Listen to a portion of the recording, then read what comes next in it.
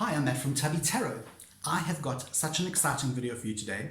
I am really looking forward to sharing a few ideas on your sacred space or how to set up or improve a sacred space. It's coming up right after this.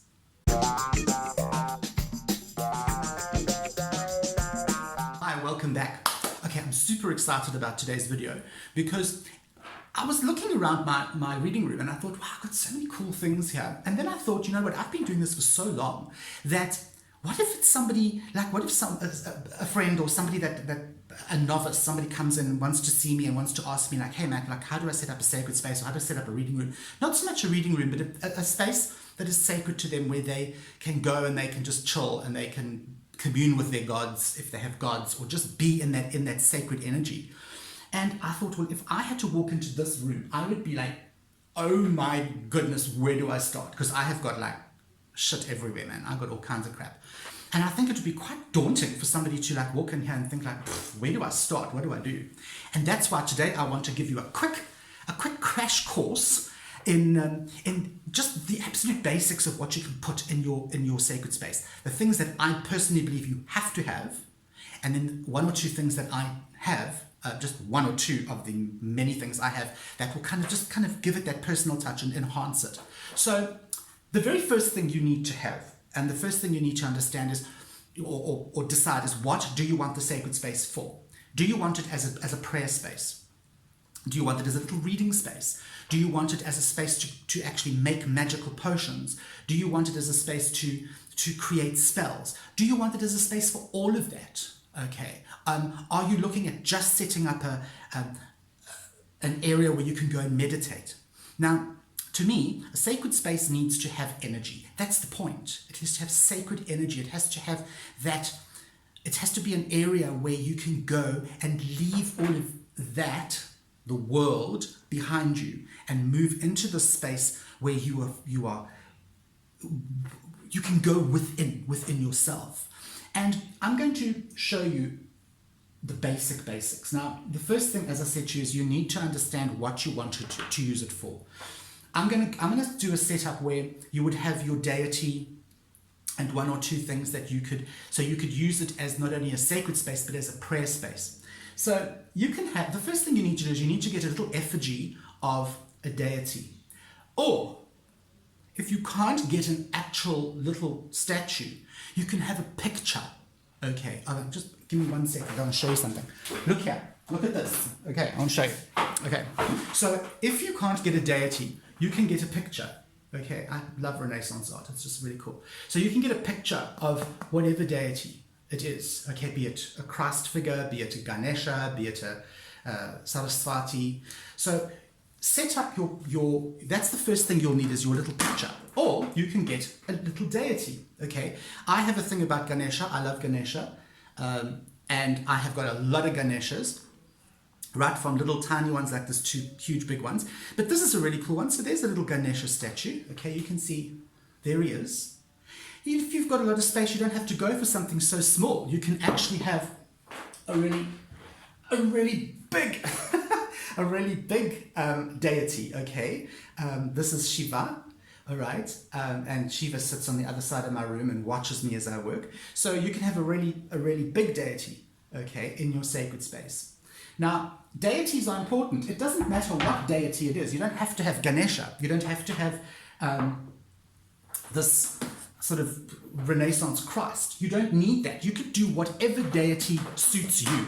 So if you want to put Kernunos, if you want to put the Green Man, if you want to put a statue of Lilith, it doesn't matter what the statue is, because really it's just a focal point. Okay, but number one, deity.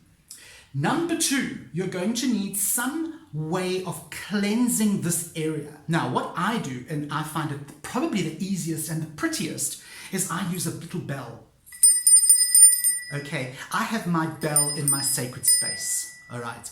And I use the bell to cleanse the area, to cleanse the negativity or whatever inside this that might seep into my sacred space. Okay, so I have a bell, and I'm going to give you some advice. If you do have a copper bell, okay, do not clean it. Allow it to tarnish.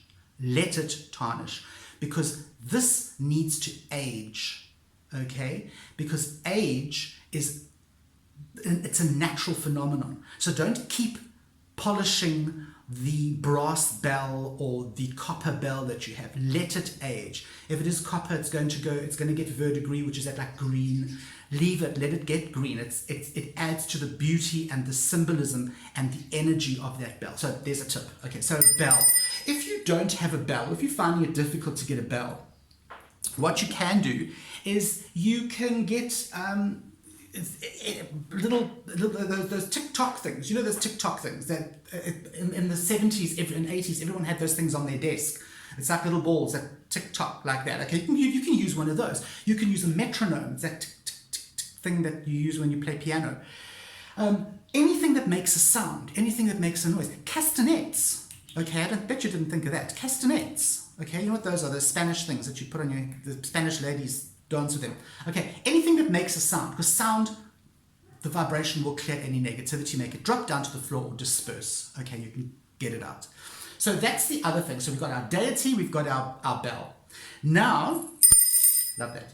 Now we need something that's going to kind of just enhance the whole atmosphere. Okay, we're going to enhance the atmosphere. And one of the simplest things to do is to get yourself some incense. Okay, now you don't have to go and buy the most expensive incense at the local prayer shop.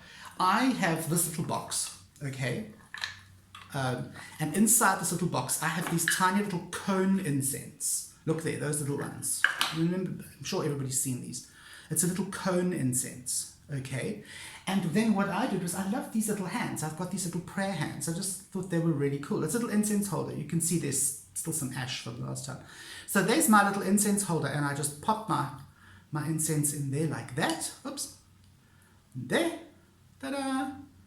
And I set the hands if they're facing my deity, and the smoke goes up into the deity, into the air, makes everything smell nice. Also gives that kind of slightly mysterious, like smoky thing. Okay, so you need incense. Okay, you don't have to have cone incense. You can use any incense. You can use the long stick incense. If you don't like that smoky incense smell, what you can do is you can get a burner. Okay. Again, give me 1 second. Look here. You can use this. This is a little burner. Okay, as you can see, I love elephants. Okay, you can put your candle in there, and then what you do is, in this little bowl, you put some water or some crystals, and then you put your little perfume drops in there, or essential oils, and this will give off a lovely fragrance. I don't do that. I like incense. I just put my little crystal shards in there. Okay, so that's what you can do to make it smell nice. Incense is a must, or some kind of snazzy perfumey thing. Okay, so we've got that. That is super basic. Now, obviously you want something that's going to also provide a little bit of light, something that is, you don't want a spotlight or horrible overhead lights lighting up your sacred space. And of course, what do we need? We need a candle or candles. Now, I have this beautiful candle that I tend to use for special occasions. I call it my Gothic candle because I can see sort of Kathy moving through the halls of Wuthering Heights with this. I can be very dramatic. It's a really cool candle. I use this quite a bit. I love the way the wax just drops down. Okay, and obviously when I use it, I put it onto a little base so this doesn't go all over my little sacred area. So that's something you can do. Use the candle. If you don't want to use one candle, you can use 20 candles. It doesn't matter. And don't let people say you have to use white or you have to use black, whatever.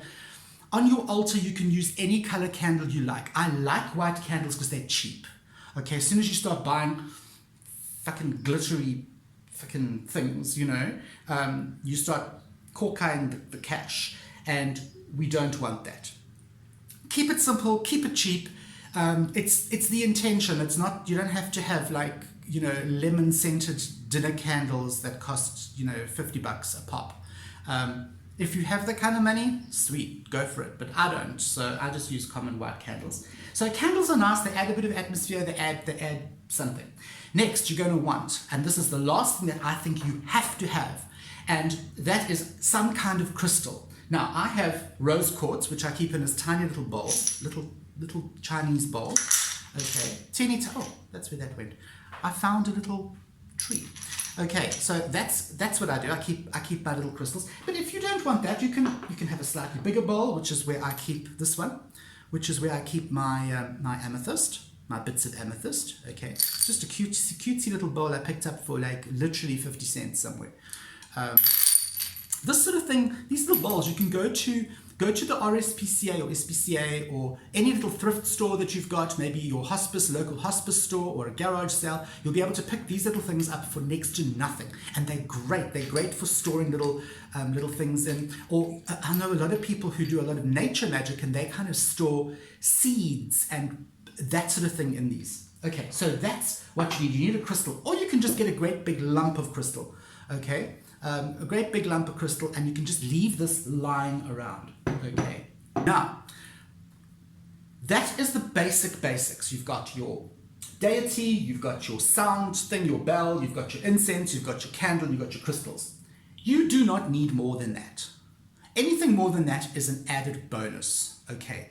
So I'm going to show you 3 things that I have that are amongst my many that are added bonuses. And the very first thing I'm going to show you is I have a crystal ball. It's not crystal, it's glass, but it does the same thing. It's a little scrying ball, okay?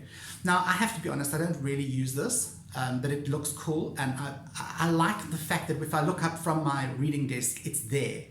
So this is something that you can get. These are not cheap, okay? But I think that it's a nice addition. All right, it's just a nice addition to your sacred space, because you can look into this and you can tend to use it if you want to for meditational purposes. It's an added extra. Then I am going to recommend this as a kind of bonus thing. Get something quirky, something completely unusual. I went to Bali just recently, and one of the things I picked up was this. It's a genuine monkey head, monkey skull. Okay, it's real. It's from a monkey that died of natural causes, please, in the monkey forest. And what they do is they tend to take those corpses and they make stuff out of them. And this is a genuine monkey skull. It's been coated in resin. And can you look at the amazing detailed artwork on the actual skull? Look at that. And on the jawbone. Okay. Yes, the monkey's eyes are really that big. Look at that amazing work. This is like it's very delicate, it weighs literally nothing, but this is my quirky thing, my little weird thing. And I think every sacred space should have that, whether it's a monkey skull, or if you want to get one of those crystal skulls, or I don't know, something quirky and something that appeals to you, all right? And then the last thing I want to show you, because this video really is going on and on, I have some mala beads. All right, these are Shiva beads, okay? This is actually, these are beads that you use to meditate with, okay? So these are chanting beads, meditation beads. I have a lot of beads, a lot of different ones. I have Kali beads. These are, as I say, Shiva beads. So this is something else that you can have. You just don't have to have tons of them. Just get yourself a little string of them. They don't have to be fancy schmancy like this. They can be plain wooden beads. But I think it is quite important to have something like this, although you don't have to have it. And again, it depends on what you are using your sacred space for, and of course what deities you pray to and what spiritual path you are on. But those, for me, are the basics that you should have to set up a spiritual place, a sacred space. And yeah, if you have anything that's special that you'd like to share with us, please comment below. Tell me what you've got in your sacred space, because I'd really, really like to hear. Maybe tell me 2 things that you have got that perhaps I didn't mention, or perhaps are really, really special to you. I'm Matt from Tubby Tarot, and I will see you on the flip side. Bye.